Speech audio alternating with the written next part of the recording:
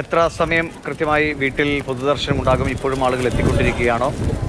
നേരത്തെ തീരുമാനിച്ച അതേ സമയത്തിൽ തന്നെ സംസ്കാരം നടത്താനാണോ? സുരേഷ് ഗോപിയും അങ്ങോട്ടേക്ക് എത്തിയിട്ടുണ്ട്. കേന്ദ്രമന്ത്രി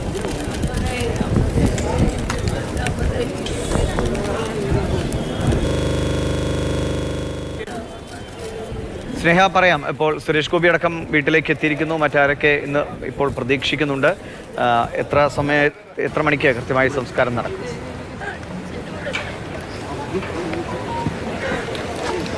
ദിവിഷ്, ഇനി 1 മണിക്കൂർ മാത്രമാണ് ബാക്കിയുള്ളത്. ഏകദേശം 12 മണിയോട് കൂടി തന്നെ, മുൻപ് നിശ്ചയിച്ച പോലെ തന്നെ 12 മണിയോട് കൂടി തന്നെ മൃതദേഹം എടപ്പള്ളിയിലുള്ള ശ്മശാനത്തിലേക്ക് കൊണ്ടുപോകും. ശേഷം അവിടെയായിരിക്കും അദ്ദേഹത്തിൻ്റെ അന്ത്യകർമ്മങ്ങൾ നടക്കുക.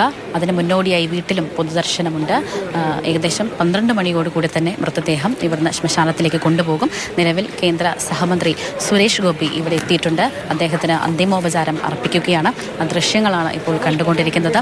സുരേഷ് ഗോപി വീട്ടിലെത്തിയപ്പോൾ ചുറ്റുമുണ്ടായിരുന്ന പ്രവർത്തകരും ബന്ധുക്കളും അദ്ദേഹത്തിൻ്റെ സുഹൃത്തുക്കളുമെല്ലാം ഭാരത് മാതാ കി ജയ് അടക്കമുള്ള മുദ്രാവാക്യങ്ങൾ വിളിച്ചു. നമുക്ക് അകത്തുനിന്ന് അദ്ദേഹത്തിൻ്റെ മകളടക്കം ഭാരത് മാതാ കി ജയ് വിളിച്ച അതൊക്കെ നമ്മൾ ദൃശ്യങ്ങളിൽ കണ്ടതാണ്. ഇപ്പോഴും അത് തന്നെയാണ്. പ്രവർത്തകരെല്ലാം ഭാരത് മാതാ കി ജയ് വിളിച്ചുകൊണ്ടിരിക്കുകയാണ്. കേന്ദ്ര സഹമന്ത്രി എത്തി. എൻ രാമചന്ദ്രന് നീരാഞ്ജനത്തിൽ എത്തി അദ്ദേഹത്തെ കണ്ട് അദ്ദേഹത്തിന് അന്തിമോപചാരം അർപ്പിക്കുകയാണ്.